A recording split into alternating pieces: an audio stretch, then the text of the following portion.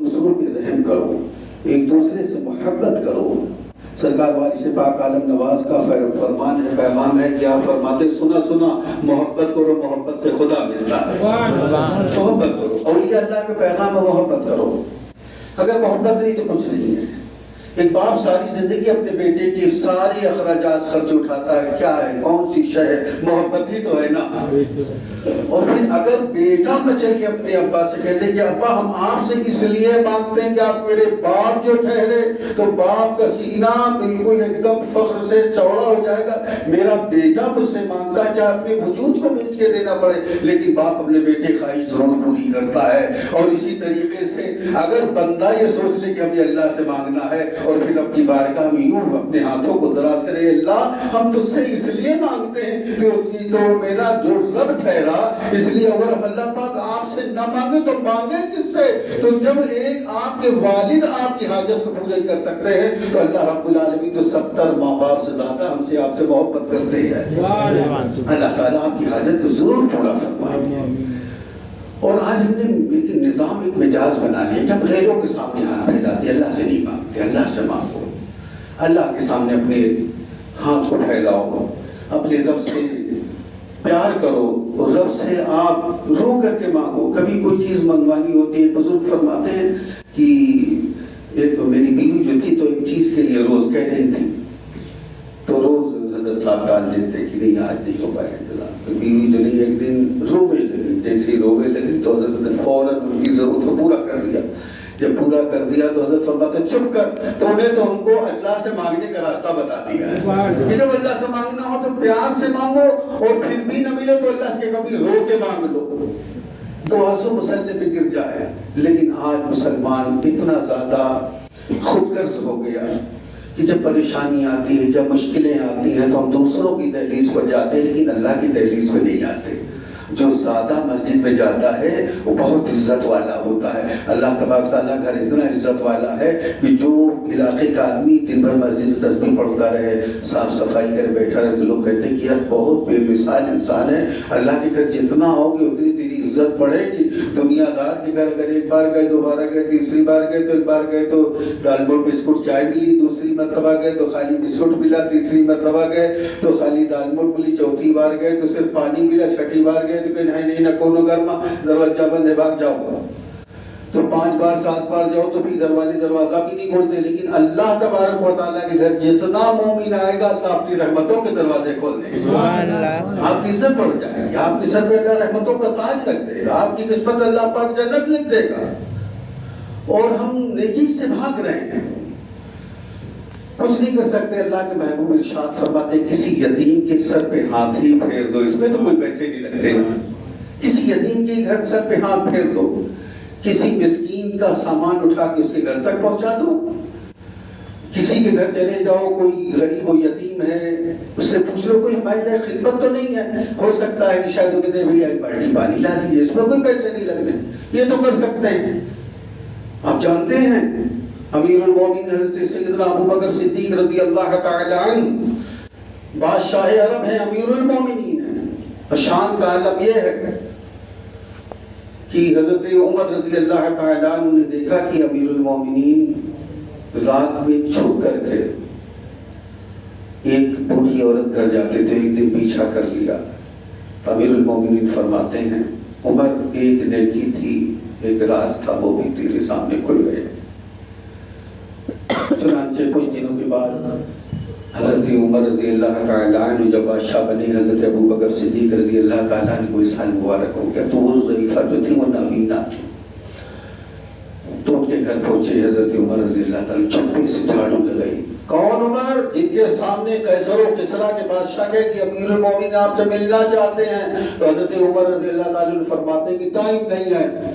وہ نوجوان ضرور سنے جو اپنے ماں باپ کے بلاوے پہ نہیں آتے، گھر میں پانی نہیں رکھتے، ماں باپ کا کام نہیں کرتے، ماں باپ سے بس زبانی کرتے ہیں، وہ عمر جن کی حکومت 22 لاکھ مربع میل میں پھیلی تھی، سبحان اللہ، وہ عمر جن کے لیے اللہ کے پیارے حبیب صلی اللہ علیہ وسلم ارشاد فرماتے ہیں کہ اگر آسمان میں جتنے ستارے ہیں اتنی نیکی کسی کی ہوتی تو حضرت عمر رضی اللہ تعالیٰ عنہ، وہ حضرت عمر رضی اللہ تعالیٰ عنہ۔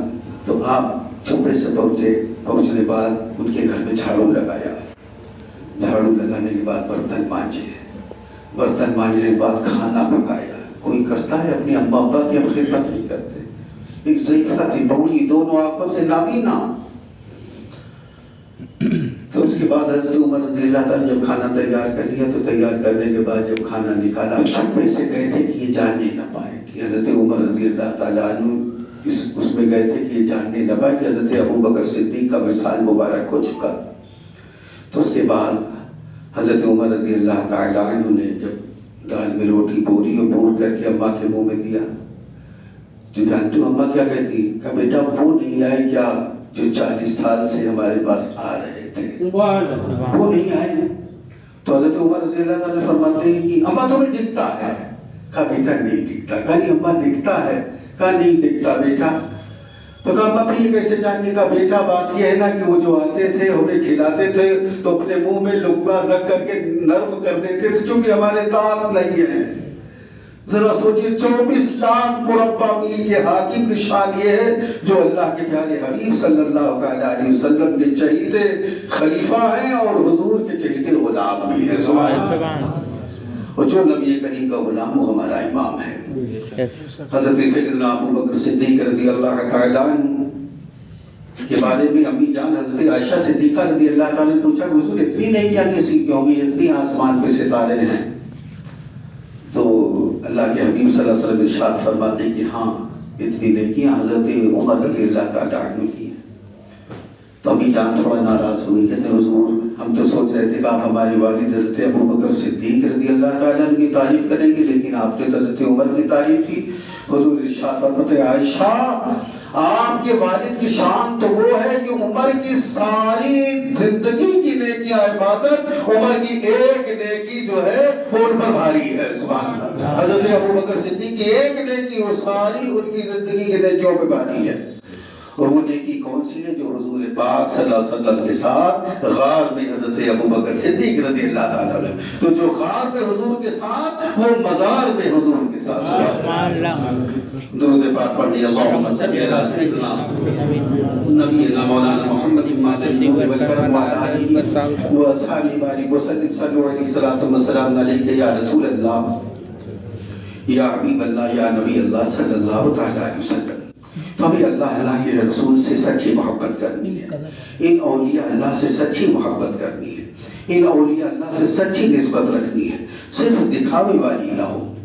کوئی دیکھ رہا تو ہم نے جھاڑو لگا دی، کوئی دیکھ رہا تو ہم نے وضو خانہ دھل دیا، کوئی دیکھ رہا نہیں۔ میرے عزیزوں یہ نیکیاں وہ ہیں کہ جو چھپا کے رکھنی ہے۔ اگر ہم نے کچھ اللہ کی راہ میں دیا ہے تو اسے چھپا کے ہم دیں تاکہ وہ نیکیاں ہماری پوشیدہ رہیں اور ہمارے آپ کے لیے بخشش کا سامان ہو جائے۔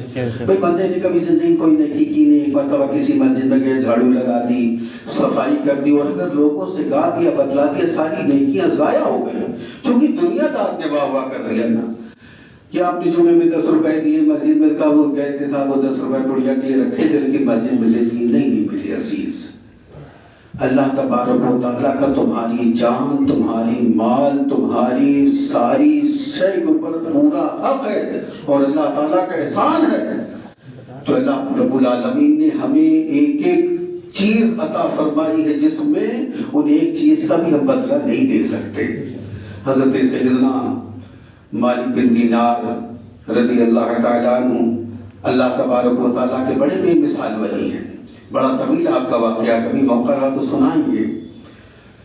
تو امام مالک بن حنبل ایک مرتبہ بازار گئے، جانے کے بعد انہوں نے غلام خریدا، خریدنے کے بعد غلام کو لے کر کے آئے، غلام سے پوچھا کہ یہ بتاؤ کہ کس کمرے میں رہو گے؟ غلام کہتے ہیں کہ غلاموں کی کوئی فرمائش نہیں ہوتی، جہاں آپ کہتے ہیں کہ وہیں پڑے رہیں گے۔ تو حضرت امام مالک بن حنبل فرماتے ہیں کہ اچھا کھاؤ گے کیا؟ کہا کہ بھائی غلاموں کی کوئی فرمائش بھی نہیں ہوتی، جو مل جائے گا کھا لیں گے۔ تو حضرت امام مالک بن حنبل فرماتے ہیں کہ اچھا رہو گے کہاں؟ کہا جہاں آپ کہتے ہیں وہاں رہ لیں گے۔ تو آپ کی بڑی باری خانقاہ تھی تو ایک ٹوٹا دروازہ تھا کہ پسند کر لیا اسی میں رہیں گے۔ اب ایک دن آپ جب نکلے تو نکلنے کے بعد دیکھتے کیا تہجد کا وقت تھا، تو غلام نماز ادا کر چکے تھے، سجدے میں تھے اور ان کے مصلی سے لے کے عرش بری تک نور ہی نور تھا۔ اور دعا کے الفاظ کیا تھے کہ اللہ تم نے ہمیں اتنی پیاری वाली आंखें दी।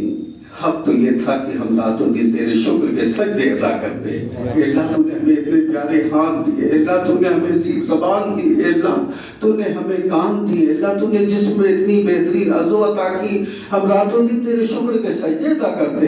लेकिन अल्लाह पाक हम सिर्फ 5 वक्त की नमाज अदा कर पाते हैं, चूँकि दिन में हमारे जो मालिक हैं, जिनके गुलाम हैं हज़रत मालिक बिन हम्बल, उनके भी हमारे ऊपर अहकामात हैं, और चुनांचे रात हमें मिल जाती है तो हमने रात तेरी इबादत के लिए खास रखी, या आपने सुन लिया। सुनने के बाद दूसरे दिन हज़रत इमाम मालिक बिन हम्बल ने उन्हें बुलाया, बुला फरमाते हमने सारे हुकूक से तुम्हें आज़ाद किया, तुम्हें तनख्वाह भी मिलती रहेगी, खाना भी मिलता रहेगी, काम कोई मिलेगी, जो आपका करना हो करिए आप। तो कहती क्या हमसे कोई गलती हो गई, क्या हमसे कोई गुस्ताखी होगी? आपने फरमाया नहीं। तो कहेंगे फिर आप हमें काम से क्यों उठा रहे हैं? तो आपने फरमाया कल की बात ये है कि कल तेरी और तेरे रब की हमने गुफ्तगू सुन ली थी, तो इसलिए हमने तुझे सारे हुकूक से आज़ाद कर दिया। बैठना सुनना था। अल्लाह वालों की शानें बड़ी बुलंद होती हैं, ये अल्लाह के दोस्त हैं, बैठना सुनना था। बस एक आभरी का मालिक, एक राज था जो तेरे और मेरे दरमियान था, आज तक वो राज भी तेरे बंदों में खुल गया है,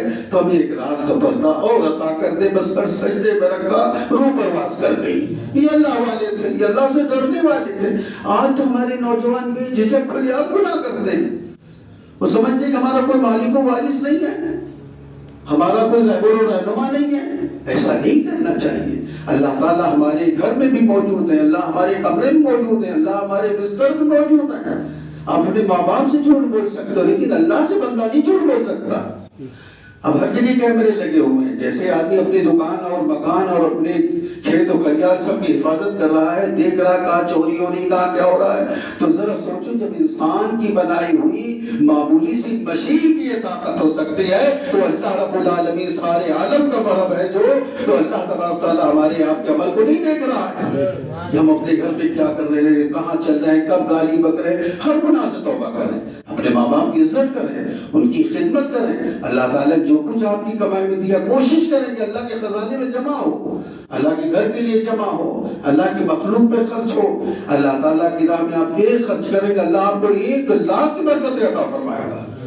अब सोचिए, जब किसान एक दाना जमीन पे बोता है, अल्लाह ताला अपनी रहमत से उसमें 1000 दाने अता फरमा देता है। एक दाने से 1000 दाने। तो जो अल्लाह अपनी कुदरत से एक दाने से 1000 अता कर सकता है, तो अपनी कुदरत से जो शख्स अल्लाह के खजाने में 1 रुपया जमा करेगा, अल्लाह उसको लाखों लाख की बरकतें अता फरमाएगा। अल्लाह ताला हमें आपको अमल की तौफीक अता फरमाए। व आखिर दावाना अल्हम्दुलिल्लाहि रब्बिल आलमीन। खड़े हो जाएं, सफों को दुरुस्त करने सुन्नत